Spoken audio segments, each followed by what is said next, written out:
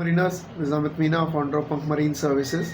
In today's video, one very important point I like to drive is that many a times it so happens that when the operation, suppose you are an offshore vessel, and the continuous operation really tends to really not allow you to get time for your paperwork or for record keeping or for a lot of amount of SMS requirements which are there. Suppose you might not get time if the operations are continuous, you are coming to port, you're loading, discharging, going back to field, having DP operations and things like that. So you may not have sufficient time during such time to really cope up with the SMS requirements. So it does happen at times because myself being a mariner, so I know what the situation is all about when there's a continuous port run, loading, offloading, and going back to field and all that.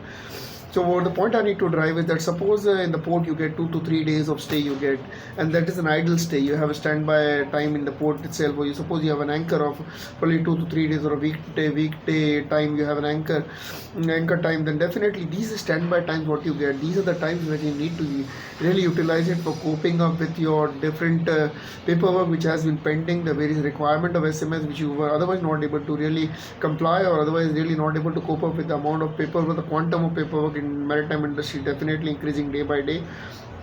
So the message what I really want to convey is that during such standby time when the vessel is idle at port, or you're at anchor, or supposedly you have a good standby time in your field operations and things like that, you must utilize such time by not wasting it in idle time. Just not wasting it, just no, don't let this time go on, just pass it like this. Utilize it for complying with the SMS requirement, believe me, because these are really gifted times, and these are times when you can really, suppose you're a second officer on the vessel, then definitely the correction which you have, you can cope up with that. Suppose there is some checklist, there are forms, there are files which are to be maintained and things like that, you can definitely cope up and with the SMS requirement, and you can really utilize the standby time in a very efficient manner. That is all the message all about.